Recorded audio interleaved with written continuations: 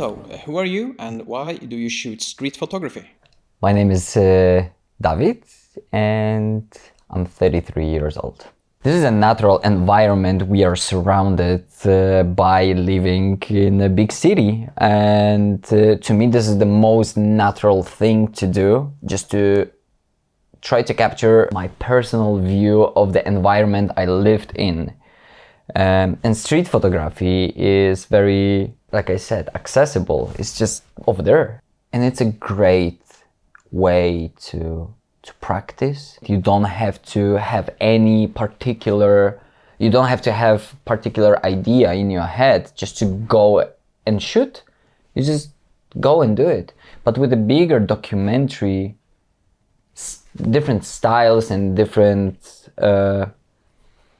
like genres of documentary photography, you kind of, at least to me, you kind of need to have an idea what you're gonna do, why you're gonna do it. But with street, you can just do it. Shooting. Shooting in autumn. Yeah, it's cold. Yeah, it's just happens so fast.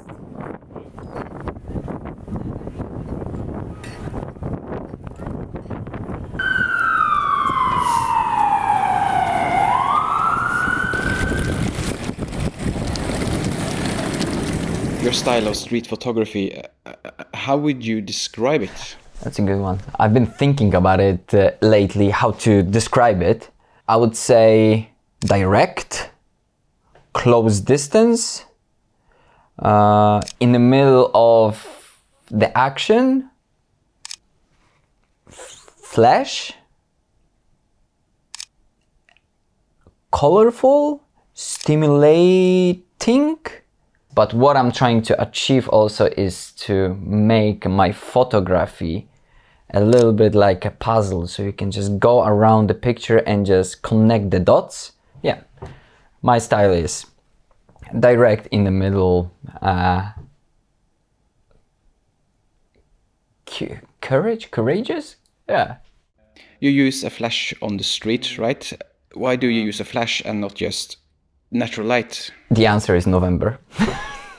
Last year, November in Oslo was, to me, was really a hard moment. Inspiration-wise, feeling-wise, it was really dull and rainy. And I couldn't find my way to shoot streets in Oslo. I did one day with a little built-in flash I have in my camera.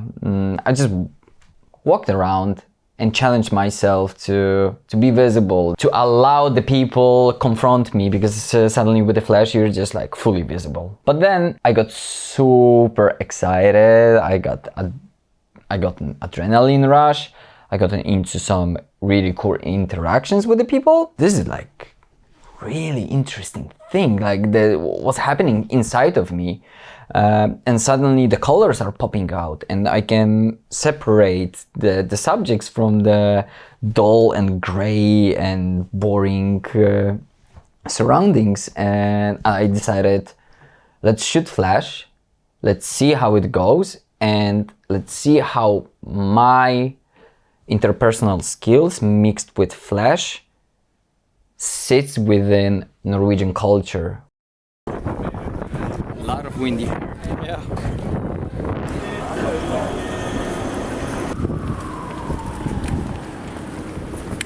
Flash challenges the social and cultural code in terms of privacy, very respected thing. So challenging it with a flash just became another layer in my photography as a social experiment. In Norway, for example, for me, the distance, physical distance in Norway that you should keep while you're talking, it's, let's say, 1.5 meters, 2 meters in terms of if you don't like someone. But in Poland, I would say is sometimes half meter. So to me, that is really interesting how because I interrupt personal spaces in being outside and doing it with a flash and coming closer.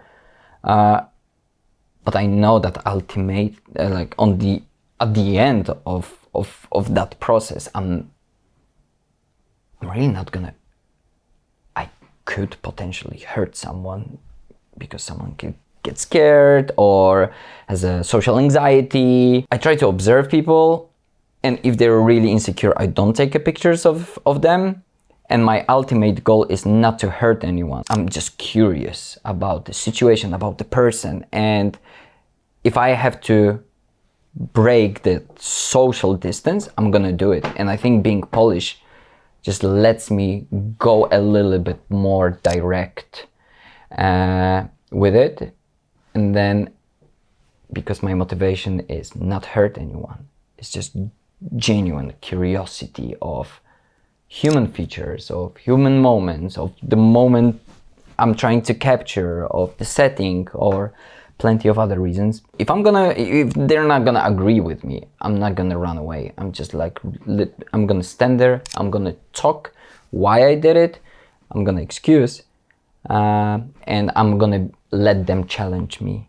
And I think this is also some sort of my Polish superpower, because I'm not afraid of being challenged. In the bottom of my heart, I don't want to hurt anyone, so I'm not afraid of being challenged. I'm not afraid of discussion with the random strangers, and I'm not afraid of challenging the status quo. Maybe it's a Polish thing, just to put a stick in the ant house. I don't know, but I don't want to do it just to create a chaos. I really want to see why that moment or that person was interesting, why I pressed the shutter button, why my subconscious just told me, go there and shoot that person.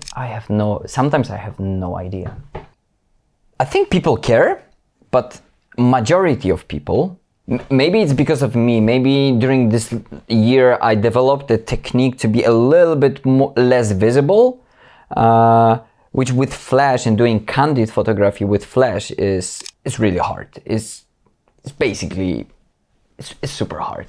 But I'm a stubborn guy, and I try to do it, and it works for me in many ways.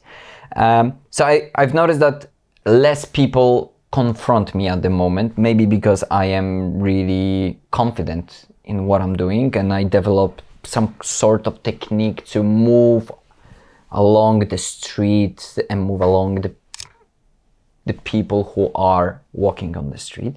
But lately, last 2 weeks, I had pretty aggressive 3 interactions.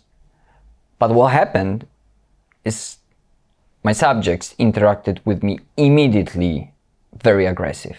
I flipped them in 5 to 3 seconds to make them feel good. I was walking through Greenland, it was evening time, and I shot a guy who was wearing a coat. He had some bracelets, he was shining, and he had turquoise nail polish on himself. And once he walked towards me, I pointed the camera on him, and then he showed me a middle finger, and I shoot it. And then he got really angry. He came, he grabbed my camera, he wanted to punch me, but then immediately I said to him, brother, it's not about that. I think you're beautiful. It's about you beautiful. We're in the same team. And I show him my earring, and then he's like, all right, okay, shoot one more. People are gonna react differently again, but you should take a responsibility of what you're doing in the street. And because I am really visible and people can confront me, I think I'm really true to and respectful while I'm shooting a flash towards their face, but they see it. So for me, it's kind of balance between disrespect, challenge, but also being respectful and transparent towards them. If I have to spend 20 minutes with someone and just talk them through, I think this is my responsibility, because I took a picture of them and it happened with me that I had to stay in one place, and I have to deal with the full scope of emotions, and I'm willing to, because it's interesting. Like, human nature is interesting to me, and I'm gonna do it, and I'm doing it. So far, no punches on my face. maybe two upset people. The rest are happy with what I'm doing, and a lot of people interested what I'm doing, why I'm flashing, what is this guy seeing, and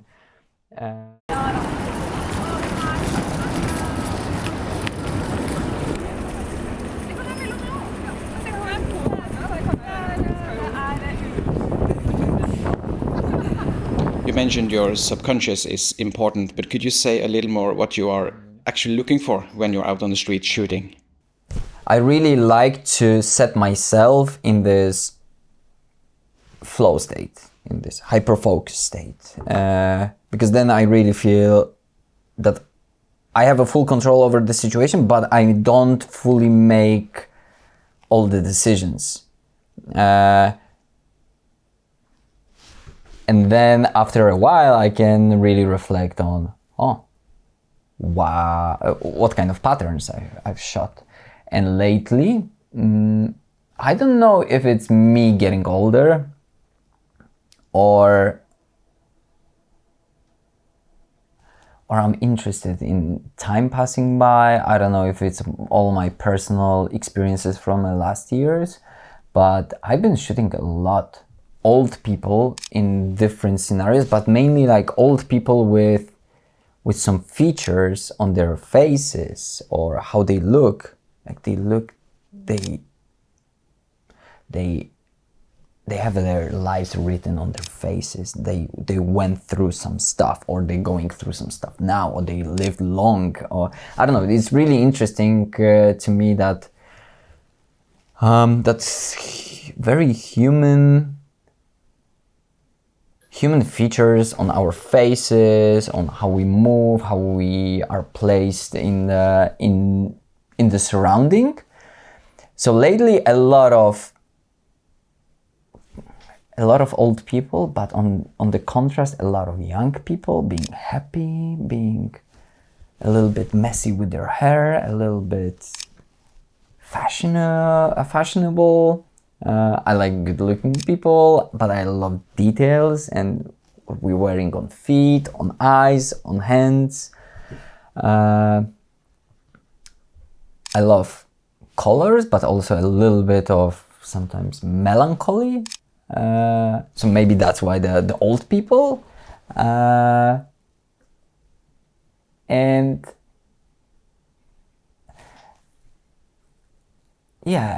some mainly this. And whenever there was the summertime, of course, like the summer activities, how we spend time, but also how we in the city spend time outside of each other, but sharing the space, and how we keep the distance, how we are placed in this chaotic scene of the cityscape, but we are still enjoying ourselves. That's really interesting as well. So I picked up this at some point, and I also noticed that I'm shooting a lot of people sitting on the benches, doing different things on the benches. Bench as a platform of hangout, of resting place, of maybe thinking, people having discussions, break for the ciggy, break for the coffee. Maybe they had a bad day, or maybe they just want to enjoy a little bit of the sun. Old people, young people, and they're all mixed together. Disgusting benches. I don't know. It's just, that's one of the things. And balloons and high heels and contrasting colors, maybe in the flood of black and white clothing, and then suddenly there's someone who is brave enough to express themselves with some quirky look. And these are the things that my subconscious is just picking up. And I love it.